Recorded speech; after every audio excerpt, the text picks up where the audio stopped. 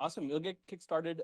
So let me introduce myself really quickly. I'm Vineet Joseph, CEO, co-founder at Touch. Prior to starting Touch, I spent a little over 15 years in sales leadership roles for companies like Google Cloud and Oracle, generating a little over $30 million in revenue for these companies.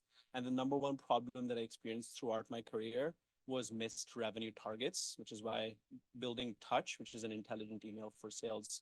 But that's enough about me. I'm here to moderate this wonderful set of panelists here. I would love for you guys to, in your own words, introduce yourself as well. And if you guys are holding back on showing off, I will do that part for you. Thank you, Vineet, and Pace, everybody, for having me. I'm Jessica Peldzatulov. I'm a founding partner at Hannah Gray. We're a $51 million early stage venture fund investing in companies redefining everyday experiences. So typically we're leading or co-leading pre-seed rounds, but really looking to understand culture and how these just macro, micro forcing functions are changing behavior of students and workers and patients and parents and business owners and all the likes to create new areas of opportunity. So thrilled to be here. My background is in corporate venture capital, and then before that, brand and marketing. So go to market and sales is near and dear to me. Hi, everybody. I'm Kaitlyn, and hello to the back of the room. If you guys can't hear us at any point, just like raise your hand and we'll talk loud. But lucky for you, I tend to talk loud anyways. I'm a partner at Eclipse Ventures. Eclipse is about a $4 billion AUM fund. We specifically invest in what we call physical world industries. So we invest in manufacturing, construction, logistics, supply chain, robotics, warehousing, all of that cool hard stuff. And we're looking for technology companies that are going to do something that build a differentiated value proposition in those industries. So if anybody's already doing that or interested in that, come and talk to me. Prior to Eclipse, I was at a company called Flexport, which does international shipping and logistics. I had the fortune of joining them in their seed round. So when we were like a dozen or so employees, we were doing about a couple $100,000 in revenue when I started. Was there for about 9 years and ultimately led their North America division, which we grew to a couple $1 billion in revenue in my tenure there. So there was a lot of, thank you, I appreciate that. There was a lot of blood and sweat and tears and gray hair, but thankfully I'm a girl, so you can dye your hair and you can get Botox. And so there's a lot of wonderful things you can do to offset that stress. But I have really deep empathy and excitement around building sales team and account management teams and go-to-market strategies. So really excited to be on the panel today. Thank you. Hello, everyone. Vikas here for the people in the back of the room. I'm Chief Revenue Officer of Fusemachines on the mission of democratizing AI. Been in the industry for almost 27 years. I was Chief Revenue Officer of Marlabs before that, and various leadership roles before that in Wipro and Cognizant and BaaN ERP system. A technologist at heart, I have been a computer science graduate and then did my master's, and I studied a lot and started developing products. I fell in love with data analytics and AI, and that's why Fusemachines is very special to me, because it's all about AI, data analytics, app engineering, digital engineering, and what we can do to change the society today and democratize it so that we have the best advantages of AI and machines coming together, and that's why the Christian name Fusemachines. Very happy to be on this panel and very excited to talk to all of you. Thank you. Awesome. Just a couple of quick highlights that I would also like to add. Jessica was part of the Avatar promotion, still the #1 grossing movie of all times. So congratulations on that. And then obviously, Kaitlyn started at Flexport when it was only a seed stage company.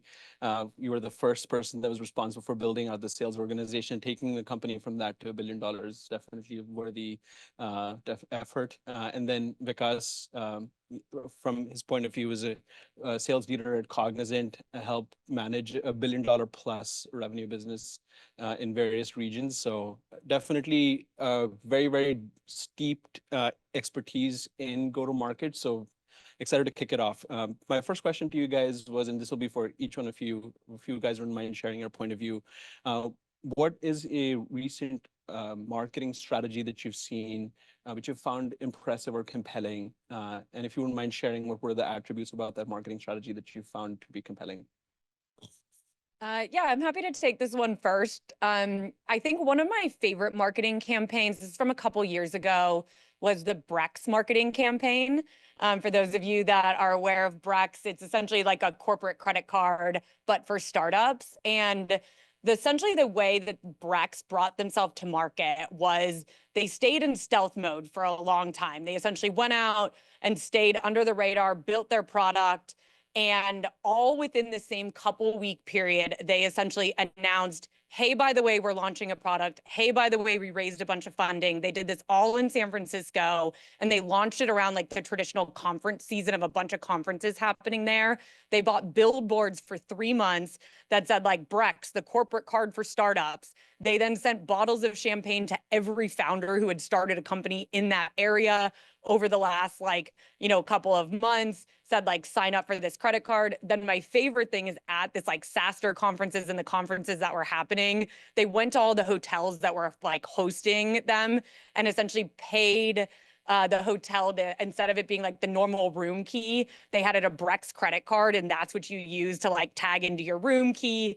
As you were going to the conference, they gave out breakfast burritos, so they were like sponsoring. And so it was this brilliant marketing campaign that suddenly everybody that's in San Francisco over this like couple week, month-long period, you literally just see Brex everywhere. You're like, what's this corporate card for startups that I didn't even know existed? I guess I better get one of these, because you're seeing billboards and you're like, it's on your room key and you're getting breakfast burritos, and like the CEOs all out at all the local conferences, and their conversion was one of the like highest ever and just immediately got brand recognition. And so what my favorite part of that though is sure, the billboards cost a little bit of money, but the rest of that you can actually do for really cheap, and you can do that in a really thoughtful, thoughtful laid out sequence and repetition, and really knowing your market and who you're going after and being super maniacal. I know that's not AI, which is the theme of this, but it is one of my like favorite campaigns. So happy to turn it over to one of you. Yeah, I think a key learning from there is Brex brought customers into the experience. So similarly, this is an AI, but and I feel a little silly saying this, but it honestly is one of the most brilliant ones, is the go-to-market for the Barbie movie. If any of you saw that, was brilliant. It was everything from experiential to viral content, to getting people to dress up. And so when you're able to create emotional connections with your customers who you want to turn into users, it makes them feel part of the experience. So Brex, like Kaitlyn just mentioned, did a phenomenal job with that around the room keys or the champagne. Barbie, similarly, it helped they used AI to be able to generate movie posters or seeing yourself within that landscape. So everybody should think about that in terms of what is special or unique about your product or your experience that you can use to start to create some of these emotional hooks and connections into the product. So being creative about it, being scrappy about it, thinking about virality is, I think, really important. But I would agree a couple of those are just really good recent use cases that had really blockbuster results. Thank you.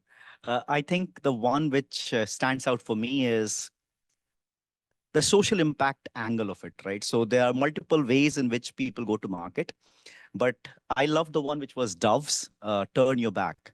So that was a huge social impact, because what they did is they said all taboo about the defined way of what a feminine or a male person should look like, or the taboo of beauty, right? They wanted to kill it. And they wanted to, I would say, promote natural beauty, right? And they had just got 68 influencers on board. They used a lot of AI. And with that, they were able to reach they spent $500 million. That's it. But in that, they were able to reach 54 million people. And their sales shot up by, I can't disclose the number, but their sales shot up by a huge percentage, right? So if you tie your marketing and your brand recognition with the social impact, it creates a huge value proposition. And if you use technology like AI to figure out what your demographic is, where you're going to hit, then it is like a match made in heaven, right? Your marketing strategy with AI now can lead and give you lots of results, right? Especially with the social impact angle of it. Thank you. Yeah, I love all of these examples, Brex, Barbie, as well as Dove. I've personally resonate with each one of them.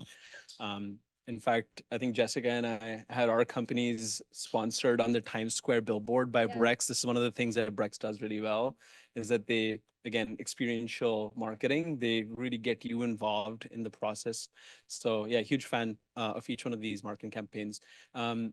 So on the topic of AI, there's a lot that is changing with AI coming into play, but also at the same time, there's some fundamental things that still stay the same, right? And so I would love for our panelists to cover the subject of what are the things that you see continuing to stay the same, where you should continue to stay focused, but then also from a technological perspective, what are some of the things or use cases you can use AI as a competitive advantage in your go-to-market? If you guys don't mind sharing some thoughts on that.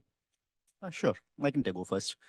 So see, with the advent of technology, right, things keep changing. But if you look at AI now coming into your GTM, it has changed a few things. But your question is around what are the things which still stay relevant to us, right?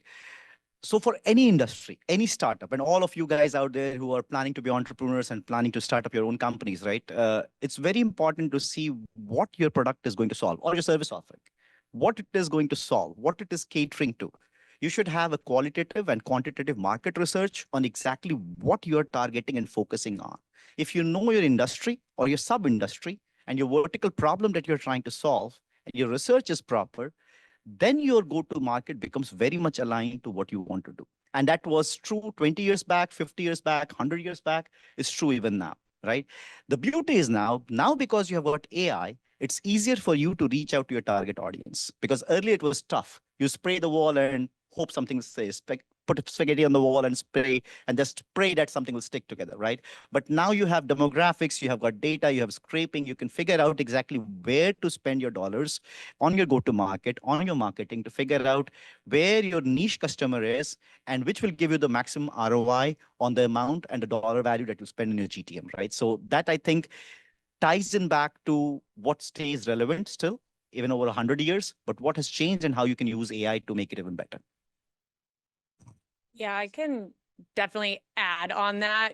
I will say, going off what you just said, like 10 years ago at Flexport, we were very guilty of the spray and pray method of like, here's a lead list. I got a couple thousand customers. Let me just blast out a bunch of emails, see if somebody replies. And like, honestly, if you got a 1 or 2% conversion rate on thousands of emails, you're like, hell yeah, I got a couple of meetings this week. Let's go. You can potentially still do that, and AI tools and tech tools will allow you to blast out tons of emails.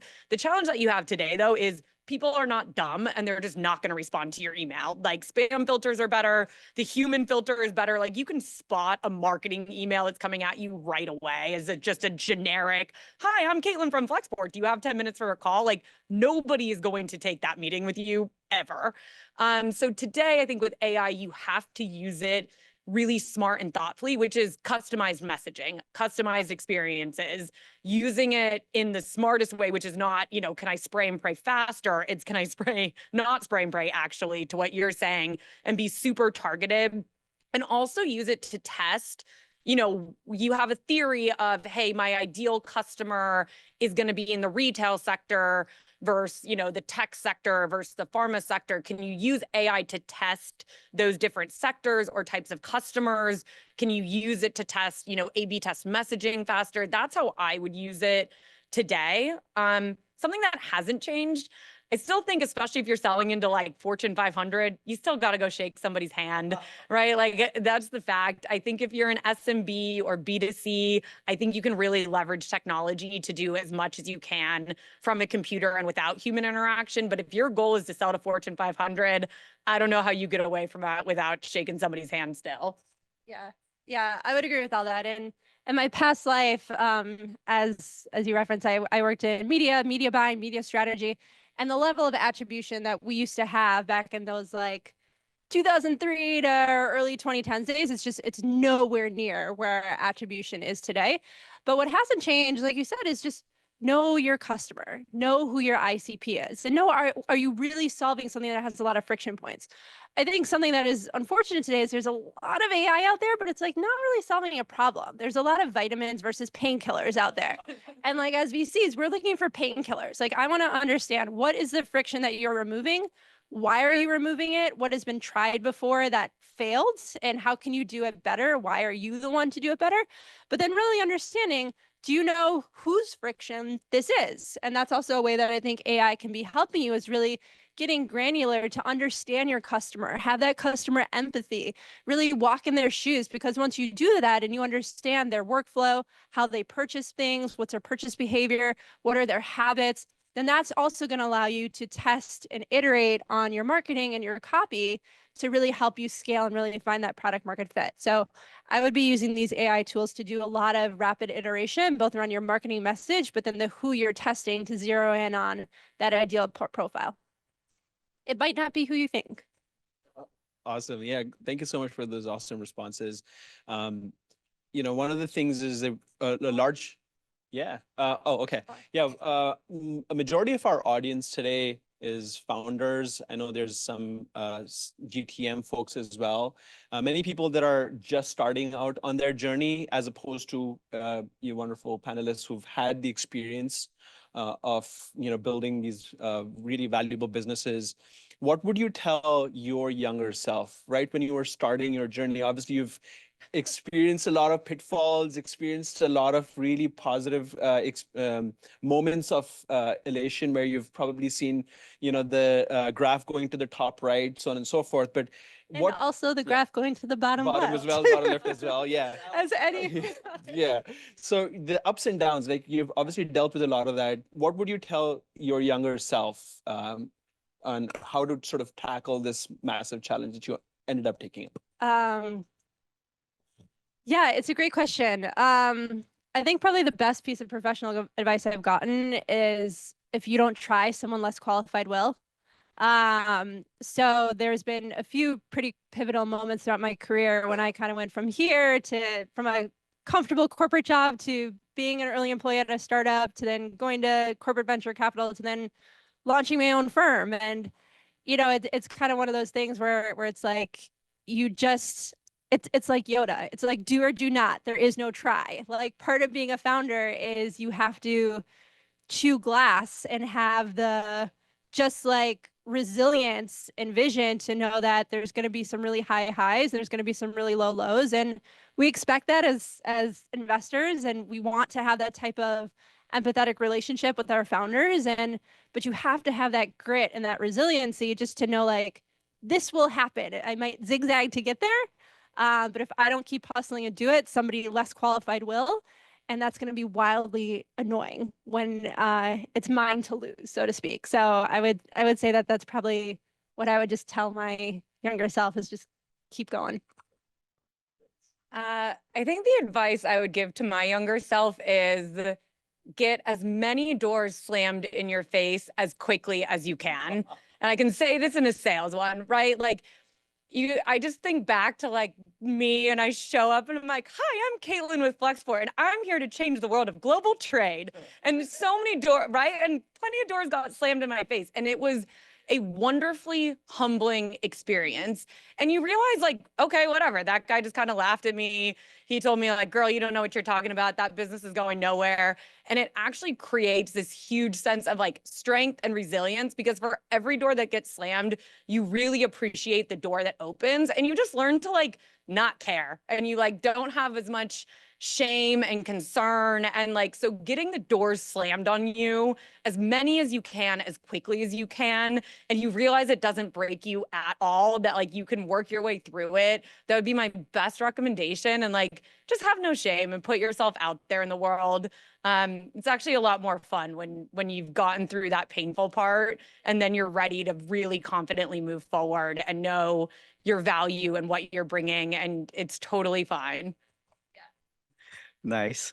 I think I love the point which she mentioned, right? It is about get the door slammed in your face as quick as possible. That's awesome.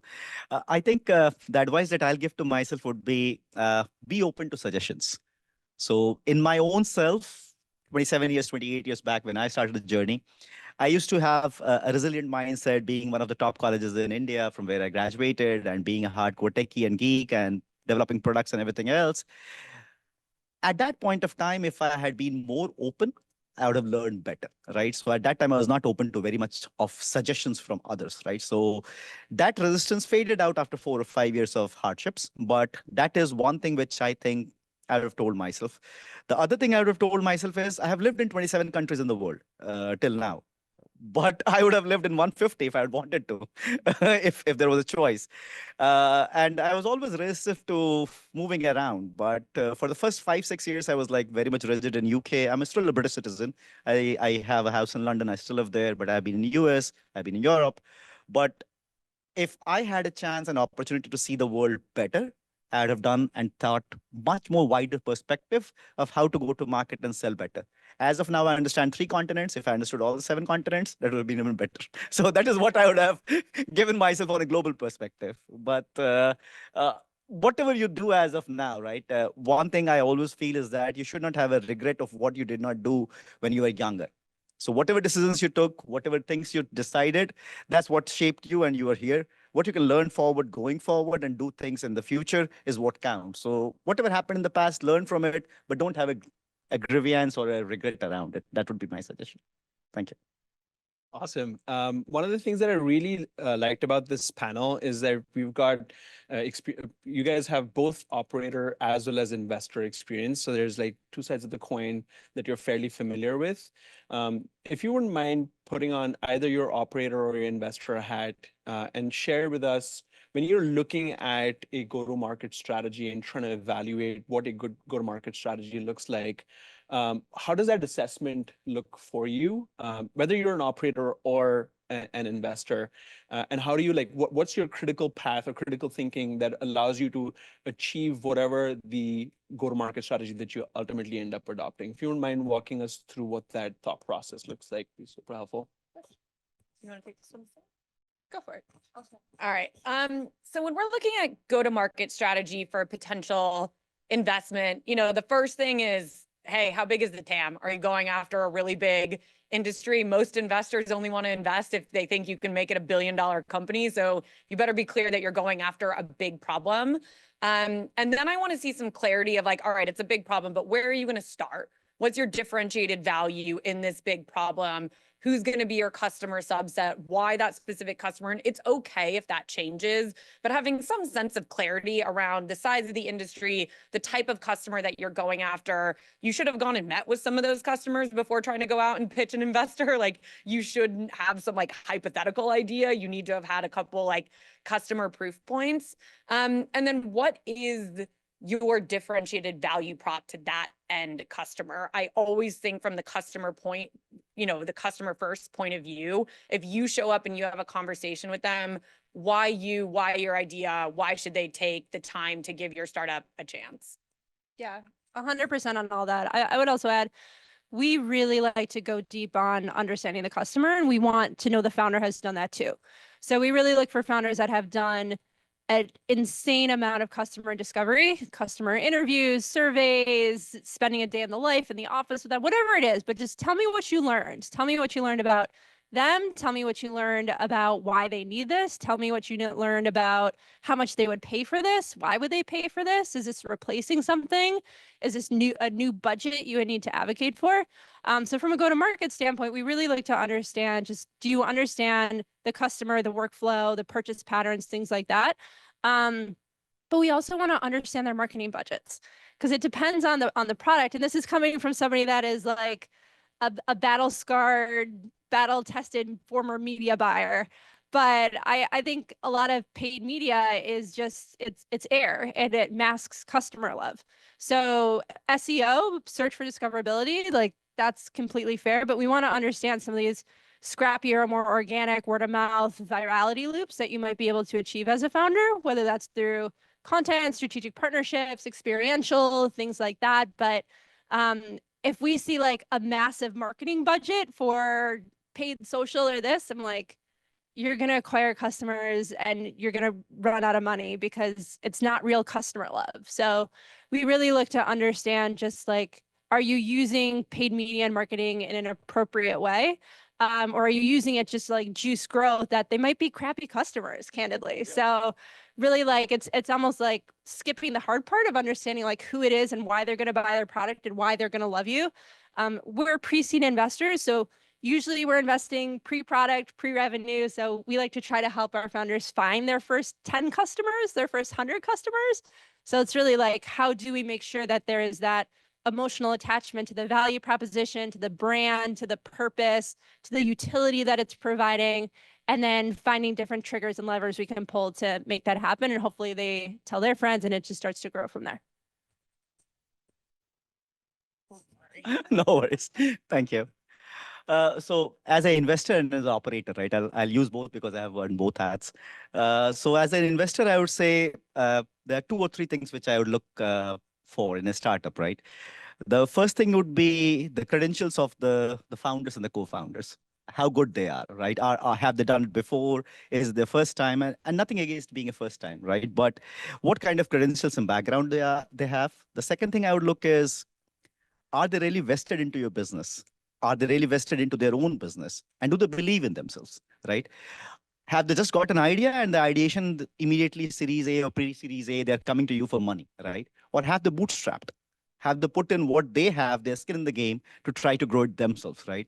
It's a telltale sign for me that even if the idea is brilliant, but they don't want to put their skin in the game and they want the investor to put their skin in the game and put money on theirs, then it's like a little weird, right? So that's the second one. And the third one is the beauty of the offering or the product that they have, right? And it ties into back to what both of you said, right? It's like what they are offering, does it have a TAM? Can it grow? And are there people willing to buy it? And is it unique? If it's not unique and there are hundreds out of there, then maybe the other parts, which is the credentials of the investor, right? Or their skin in the game or their dedication, right? So that's as an investor that I would try to look in before putting in my money. As an operation or an operator, I would say the most important part for me is customer centricity. How many people have you met? Are you really tied into your customers? And are you thinking about, like, when I look at multiple companies, right? There's one game which is called hunting, one game which is called farming, right? How much of your business is coming from hunting and how much of your business is coming from farming? If you've been a company which has been alive for 3 to 4 years or maybe more, and if you don't do farming enough, then it's a wrong sign for me as an operator, right? That means you are not having the customer retention or the total life cycle value of the customer, because your customer is coming in, you have an open bucket, and the customer is going out. So that's a big concern. If you have been in business for a long time, and if your customer retention is less, it's bad. And if you're still depending on hunting to grow your business totally, the ratio in my head is 60 to 40. 60% farming, which is your existing customer base, 40% hunting, which is your new customer base. It varies from industry to industry, but that is an operator that I would try to see as well. So both from investor and operator perspective. Awesome, great questions. Selfishly, I can keep going and keep asking questions. I've got plenty of them, but we do want some audience interaction as well. Curious if anybody has questions. All right, I think we already have one. There you go. Yeah, go for it. Can you stand up and introduce Tools. Go ahead, you repeat the question No, first. the question is, are there tools that you can use for uncovering product market fit, and what would you recommend? I think touch.io. That's a great product, right? So if you're trying to figure out where your product will fit and what demographics you want to sell into, Vinit and me have been working together for some time now, and he helps me a lot in my lead generation, finding my product fitment. So we in Fusemachines have multiple AI engines that we customize to solve industry problems, and 4 or 5 of them needs proper demographics of customers to go after, adding to what you wanted to understand, right? And Vinit and his co-founders, they have done a fabulous job in finding out exact AI algorithms to chase the market, create the customized content, and even the email messaging and marketing that he does, the nurture journey or 7-step process or 6-step process is beautiful, right? I can name a few competitors, but Vinit would not like it. So touch.io is my choice. I think is your question more to like, list generation, prospecting. I do think touch.io can help. LinkedIn Sales Nav is, a pretty classic one there. In terms of tools, that I liked then after you've identified lead. I liked outreach.io. I think it's a pretty good platform that allows you to set your sequences around, all right, I need to email somebody this day. I need to LinkedIn friend request them this day. I need to do a phone call. That's kind of a platform that just helps with the workflow management that honestly was pretty good. It's a bit pricey, but I found it to be pretty good. Yeah. I also wouldn't discount just using like ChatGPT and Perplexity for social media copy, candidly. So if you have, for example, a content pillar that you're working with or an article that you've written, then you can use some of those tools to parse out different tweets, different Instagram posts, captions, not the images. But it just might allow you to get more mileage out of your content. And so that also can bring more people in, that if you have different email captures or data captures in place, that could help you reach out for prospecting too. One quick point from my side. So it really depends on how you define product market fit. And I think different organizations define it differently. Some companies treat it as if you were to get, beyond one plus of K factor, which is each customer is bringing in at least one more customer with them, that they define it as they've achieved product market fit. Rahul Vora of Superhuman suggests that if you get 40% plus customers saying that they would be disappointed if you stopped existing, then you've reached product market fit. So it really depends on how you define product market fit. But I think it's more less of a tool problem, but more of like, how do you go about setting those processes? Hotjar is a great one, which I think puts in the ability to ask your customers in-app whether how they would scale or rate their experience, and would they recommend the product to somebody else from 1 to 10. And then you try to figure out who are your detractors versus your promoters, and you want to get above a certain score. So there's, again, a couple of different methods of understanding and scoring product market fit. Can talk to you offline about that further. One other good one around A/B testing and optimization is Burner Page. So they have a lot of generative AI around different images, different headlines, and then you can A/B test on your website a lot of different pages to see what's the best, what resonates the best with which audiences. Just one more. Go ahead, Bruce. Hi, Bruce. I just have a question about, because it's about marketing, the traditional sales funnel of marketing and sales being integrated with tools, but now with AI. I'm just curious, because I've been, I know Perplexity and ChatGPT, it's great to use both. Perplexity's going after more Google search, but how do you make sure the data is good? So when you go to these large language models, lots of times you get kicked off. So what's the differentiate, like in MarTech and the interactions? How do you control the data to get better results? That's a good question. Is it just scraping the web or somehow getting proprietary? I don't have a great answer to this. Do you have a good answer? I don't have a great answer either. I was gonna rely on Vikas to give the first one, but I do have a point of view. But Yeah. That's a tough one, man. So, means if I look at my own career journey, 25 years has been in data and a little bit in AI, but now last 3-4 years has been in AI. Finding the right data is the most important, and finding the right data is what I used to do, and do $1 billion business out of it, because I would say, okay, I'll find you the right data and I'll make $1 billion for you. But how it works is that you need to have 3 or 4 different sources. You can't rely on one, right? So scraping, as you mentioned, is one, but numerous sites now, and me and my CTO Anish is sitting behind, we try to figure out how do we scrape the web for the right kind of data, right? And sometimes it's easy, sometimes it's not.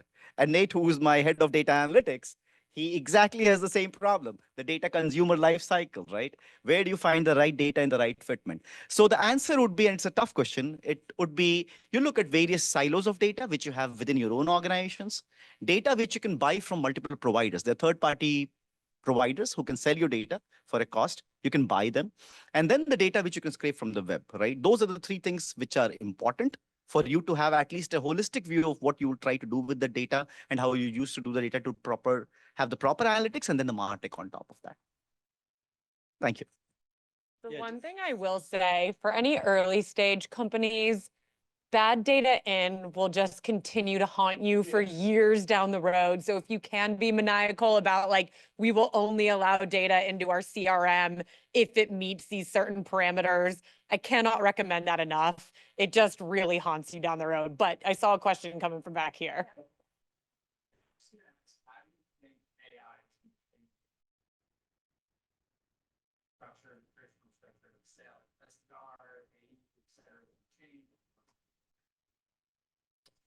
So my personal perspective is I think what it will be able to do specific for I have a different thought on like SMB versus enterprise.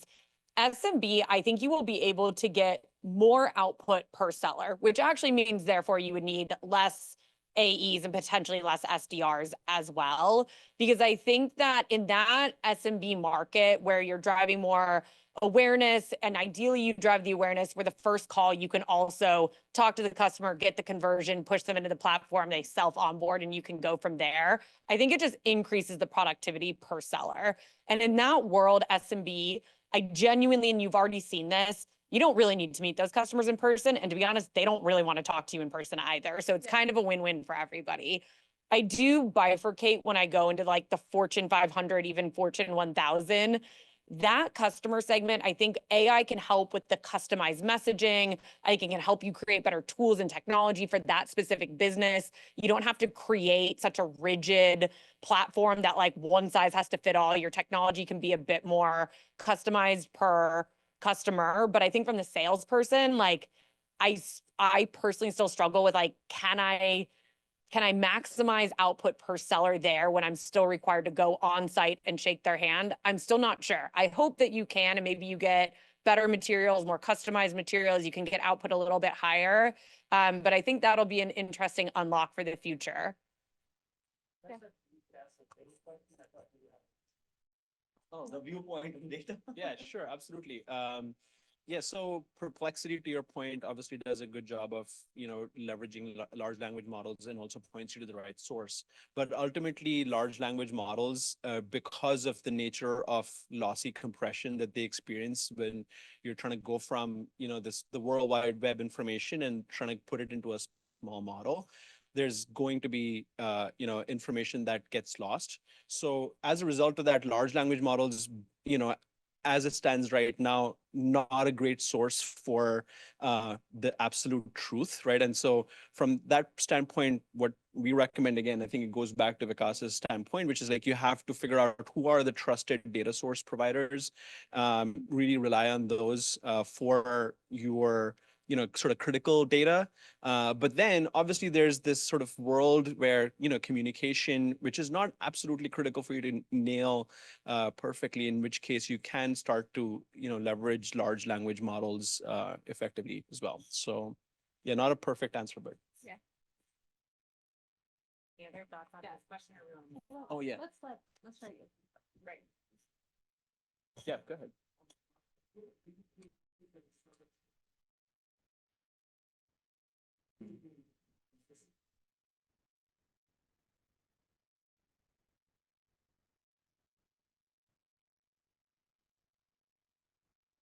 Great question.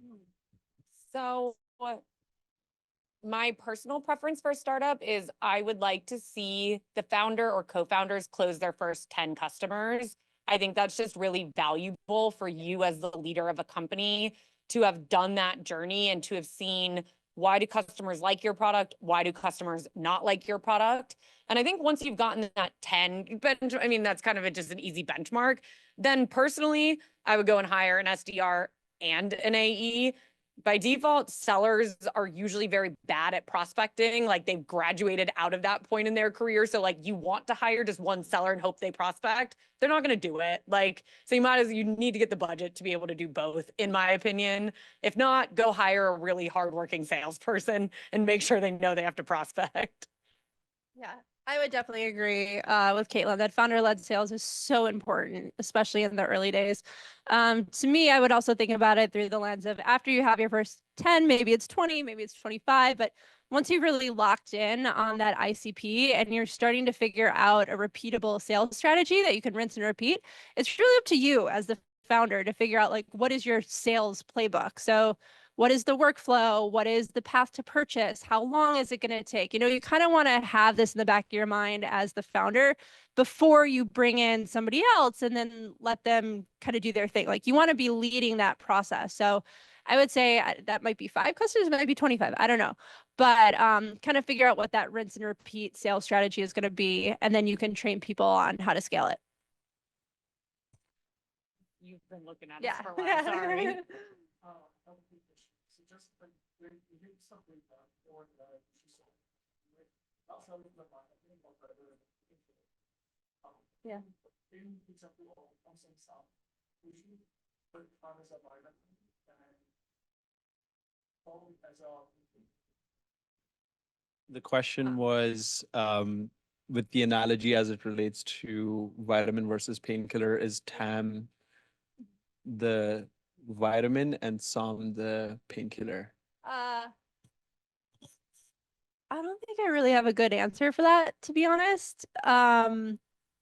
I also think that if it's a great product, that your TAM expands and in ways that like we just don't necessarily, we might not see those forcing functions at the very early stage until like 5, 7, 10 years down the road, right? Like look at Uber. Like some of the best companies are category creating, and you had initially thought the TAM was just taxi drivers. So I think that, you know, we definitely fall in love more with TAM and some of these macro and micro forcing functions more than we do with a product, because we know the product is going to change. But if it works, the market will expand. But yeah, you heard what you're saying.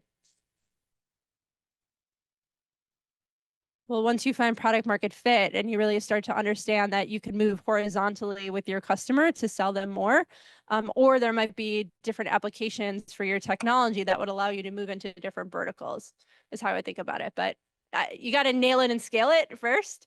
And so you want to communicate, especially when you're pitching to investors, you want to communicate that bigger vision of what that can be, but you also want to demonstrate that you're pragmatic and know that it is a process and that you have to walk before you can run.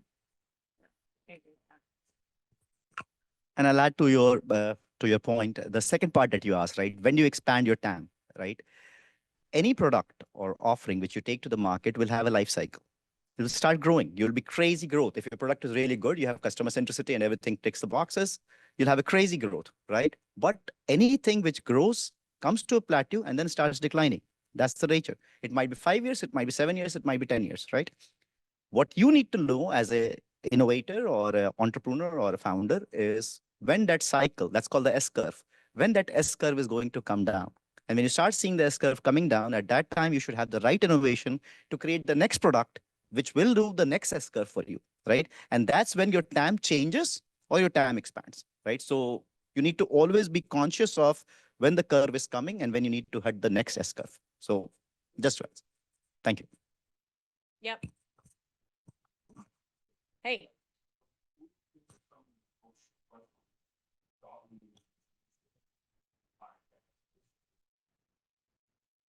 Who do you think are some of the best content creators for go-to-market in the AI space? So SaaStr is one that puts out a lot of good content. They really do. I'll give it to them. SaaStr, SaaStr. They do a lot of like podcasts. They have a lot of articles that they put out there. I think that they actually do a really nice job. They do a big conference every year as well. But if you just go check out their website, they honestly put out pretty good content. That'd be my easy, quick one. Anything else from you guys? Yeah, Jason Lemkin is awesome. Yeah, I'm trying to think. I think SaaStr takes. Yeah. And I can, apart from what you see from multiple content creators, also look at hyperscaler websites. So you'll find lots of things on, say, Google or AWS or Microsoft or Oracle websites, which will give you good content, but content which is something which you can rely on, which has been proven, right? You can find lots of things and you can get drowned in it. If you start making a habit of reading 2 to 3 hours on the content creators, there's so much out there to read, right? But if you keep your references to 3 or 4 hyperscalers, you will learn, but at least 80-20 rule will apply for you. That's my take on it. One podcast, Reid Hoffman has a podcast. I think it's called Seed to Scale. that he digs into a lot of just hyper growth companies and how they did it. So, and it's kind of entertaining. There's a lot of like zings and bells and whistles. So it's an easy listen. That could be a good one for you too. Masters of Scale. Masters of Scale. Thank you. I think there's a C to Scale too, but Masters of Scale is the one I was thinking of. Both great. Absolutely. See, you had a question? Sure. Can each of you give an example of how you're using AI in your own business and how it's going? Sure.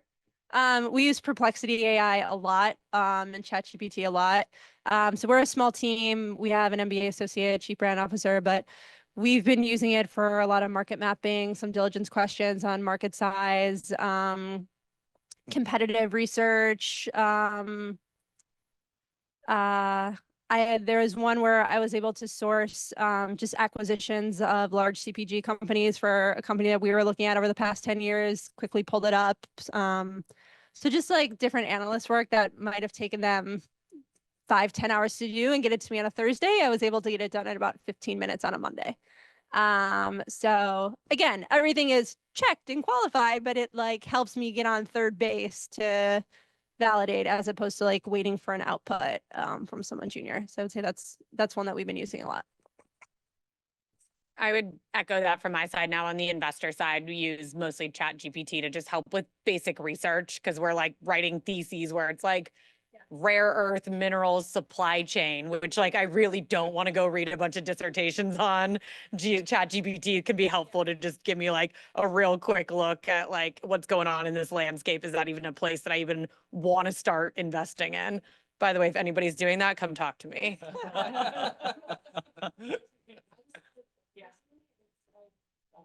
It's better? Okay. Yeah. Perplexity. I've been over the past like month, I've been using Perplexity AI more than ChatGPT. I feel like ChatGPT after it's popular a little bit. It's too much. It also hallucinates. Yeah. At Fuse Machines, we are doing so much AI for the industry that we get little time to do AI for ourselves, right? But yes, we are doing things for AI. So I can say 3 or 4 areas, right? Anything to do with, say, for example, pre-sales. So if we have to create content for a client, right? Most of the material is there. And what you need is some AI and some automation to make good of it, right? So that the technology heads and the industry heads who are working on a deck for a client or a deal for a client don't have to rewrite everything from scratch, right? So that's one good use case of AI. I would not say that we have completely nailed it, but we are working on it. So that's one area. Another area is contract management. So contract management is where you have got hundreds of SOWs, MSA is going with clients, with legal, right? And if you can automate that process to a certain extent, you cannot automate everything, right? But that's a good use case for AI as well. The third area which we actively employ is interviews. So if we have to interview multiple candidates and if we are looking for a really good skill in a given area, right? Say, for example, deep core neural networks, or say, for example, computer vision. And the time of the person who has to interview is the techie himself or herself, right? Why use the time of that person when you can have an automated interviewing platform which can suggest, and a little junior person can also ask those sewing questions and get those answers, right? So you can automate a little bit of interviewing process if you want to. Another thing is when we send our candidates to the clients. So automated resume creation, right? So if you want a standard format in which the resume has to be created and the client needs a skill set, do you make sure that whatever the client has and whatever your ask is getting mapped to each other, right? So those are a couple of use cases. What we have on the charts for better uses of AI is integrating all of our processes and automating it as far as possible, right? So if you have, say, for example, anything to do with any problem which arises at one place and the resolution which happens at the other is, and the SLAs which are being mapped to it, right? How do we make sure everything is best automated, right? Or if a person is working on a program and he has moved to some other program, how do we track it, right? So we have a internal platform which we have been working for many years. It's called Squadry. And the Squadry is a great platform, right? A lot of automation and nice AI things that we have done on that platform as well. But I would not say we are 100% there, but we will be soon. One other one that we've been using lately is Otter. So Otter is essentially an AI that will listen in on our meetings. So just if my partner can't make a meeting, it transcribes it, it knows our voices, it sends us call summaries. And it's just a really nice way for us to be more efficient when we have to tag team things. Awesome. Sorry, it looks like we've kind of run out of time, unfortunately, as well. So one wrap-up question. What would be the sort of key takeaway if you guys had to share with our audience? One thing that you want everybody to sort of walk away having learned from this conversation, if you guys wouldn't mind sharing a couple words around that. I think a key thing we talked about is just when you're building, make sure you're building for a friction point and a pain point and know why you're building it and who you're building it for. So really making sure that you have that customer obsession that really is going to guide your thinking around what you want to build and why you want to build it and why you are the right person to build it. I have 3. 1, if you're building a sales team, you should use touch.io. Thank you to our host. 2, like I said, get those doors slammed on you sooner rather than later. And 3, I think there's a lot of hype around like AI magically replacing everything and it's all going to be super automated. I really liked your question. I think that you should think about as you're building your businesses, how does AI augment your business internally, and or how does your startups, AI solution help augment your end customers? I think it's an ideal case scenario, sure, to completely eliminate a certain process or completely eliminate humans. We might not be there yet, so maybe start with the premise of augmentation and efficiency, and I think that bar becomes a lot easier for people to really think through. Good ones, 3. Nice. Sorry, I went That's nice. That's nice. I think my messaging as a takeaway to all the entrepreneurs in the room and budding entrepreneurs in the room, right, would be every company, whether it is Amazon or Microsoft or anyone, they all started small. So have faith, have belief in yourself, right? That's the most important. You'll be rejected multiple times. The door will be slammed on your face multiple times, but have that faith and belief in yourself, right? Because someday you can become big, right? And fail fast would be the message, right? If you have done something, try to go and try it out. If you fail it fast. Don't stuck on that same problem or proposition for a long, long time. Try to get out of it as soon as possible, but don't give up. Try to do something else, right? And definitely if Lady Luck is on your side, you will succeed. Thank you. Thanks, guys. Thank you. We're here if you guys want to hang out. I know some of our panelists have to rush, so appreciate you guys coming through. This was an extremely wonderful opportunity. Thanks, guys.